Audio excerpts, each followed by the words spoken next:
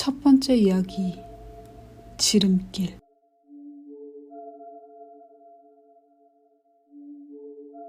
지난번 술자리에서 친구들에게 들은 이야기입니다. 친구가 어릴 적 여름에 동생이랑 시골 할머니 댁에 놀러 갔었답니다. 다들 그렇듯 시골에서 신나게 놀고 계곡에서 물놀이도 하고 즐거운 시간을 보냈다더군요. 그러다 해가 지고 저녁이 되어 식사를 하고 도란도란 이야기를 나누는데 할머니께서 문득 말씀하시더랍니다. 절대 밤에 읍내로 나가면 안 된다. 할머니의 얼굴은 무척 진지했다고 합니다. 할머니 댁은 시골 중에 시골이라 가게까지는 자전거를 타고 30분은 나가야 했습니다. 그 주변은 가로등 하나 없이 칠흑같이 깜깜했고요. 친구는 할머니가 아무 이유 없이 그렇게만 말씀하셔서 조금 이상하다 싶었지만 어두우니까 위험해서 그런가 보다 했답니다. 너무나도 진지한 할머니의 태도가 조금 무섭기도 했고요. 그리고 방에 들어가 잘 준비를 하는데 새벽 1시쯤이 될 무렵 갑자기 동생이 아이스크림이 먹고 싶다고 칭얼대기 시작했습니다. 할머니의 신신당부가 떠오르긴 했지만 기묘하게 친구도 갑자기 아이스크림이 몹시 땡겼다네요.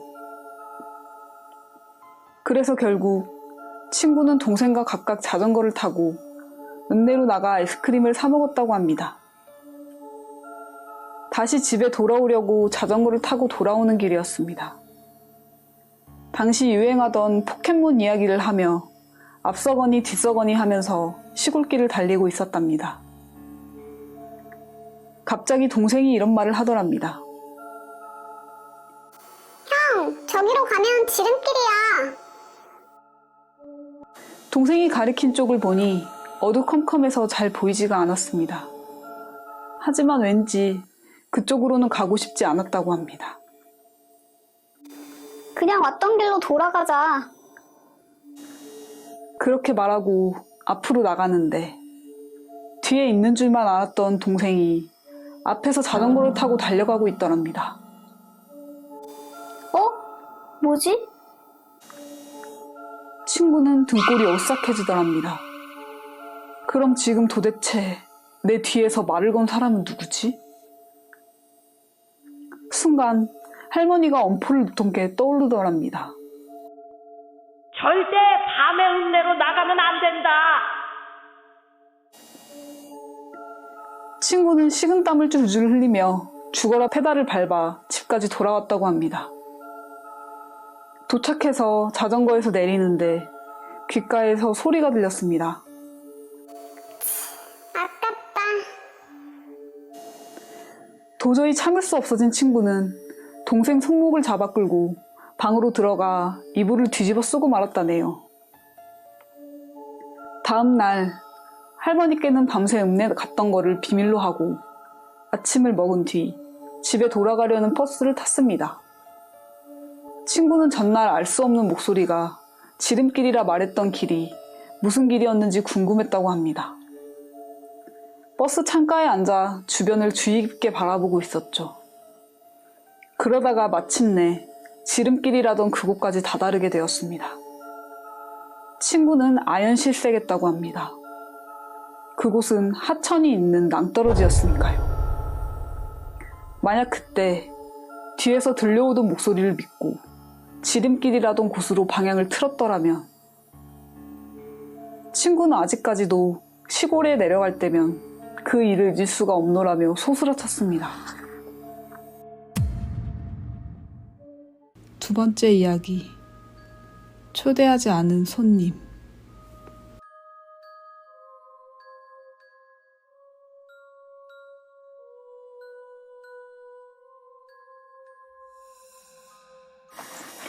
안녕하세요.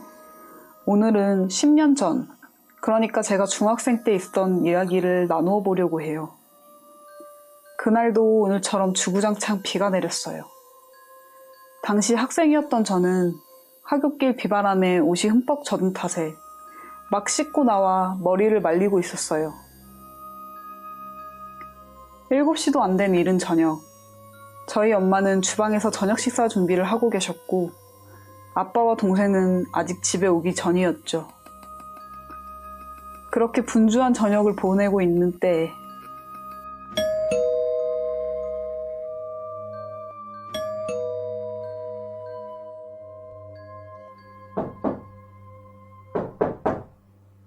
갑자기 누군가 초인종을 누르더군요.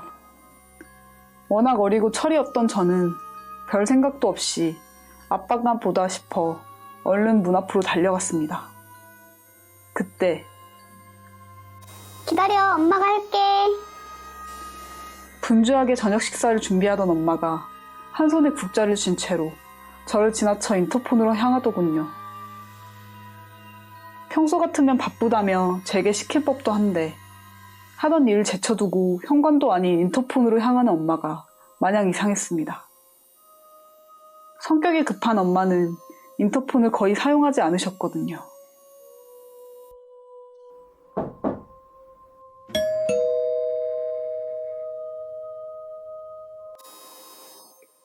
누구세요?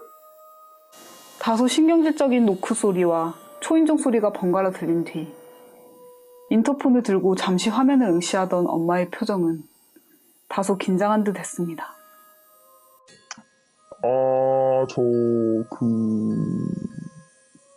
배달 왔는데요? 당시 엄마 손에 국자가 있던 터라 수화기를 들 수 없어서 스피커폰으로 대화하던 탓에 상대의 목소리를 저도 들을 수 있었습니다. 심히 당황한 듯한 앳된 남자아이의 목소리. 그것도 한 명이 아닌 듯 속삭이는 듯한 대화소리가 들려왔습니다. 저희 배달 안 시켰는데요? 그게 사실 밑에서 어떤 형이 올라가 보라고 해가지고. 얼버무리듯 알 수 없는 말을 하는 상대는 도망가듯 급하게 비상구로 뛰어가는 듯 했습니다. 복도에 여러 명의 발소리가 점점 멀어져 가는 게 들려 알 수 있었죠. 알 수 없는 상황에 엄마와 저는 그 자리 그대로 몸이 굳어 서로를 한참 바라보고만 있었습니다. 뭐가 어떻게 된 거야? 저 사람은 뭐야? 글쎄, 좀 이상한 게 배달하는 사람들이 저렇게 몰려다니나? 그리고 배달 음식 온 거면 음식을 들고 있어야 하는데 도망가는 거 보니 이상하네. 거기다가 어떤 형이 시켜서 올라왔다니? 우리 집은 7층인데 비상구로 가는 것도 이해가 안 되고. 경찰서에 신고해야 되는 거 아니야? 뭔가 무섭다. 우리 집도 아는데 괜히 해코지 당하면 어떡해. 됐고 그만 밥이나 먹자. 찜찜하다는 표정에 뭔가 숨기는 듯한 표정을 짓는 엄마.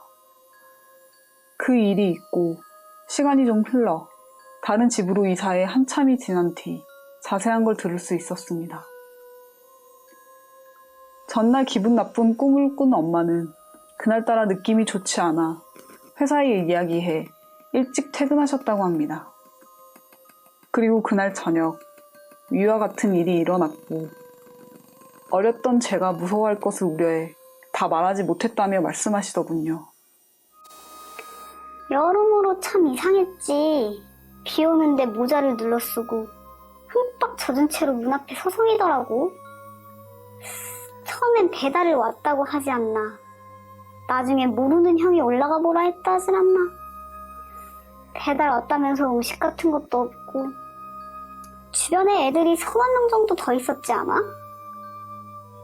그리고 가장 이해가 안 됐던 건 비가 엄청 오던 날이었는데 손에 우산이 아니라 야구 배트가 있더라고. 만약 그날 저 혼자 있었고 제가 확인 없이 현관문을 열었더라면 어떤 일이 생겼을까요?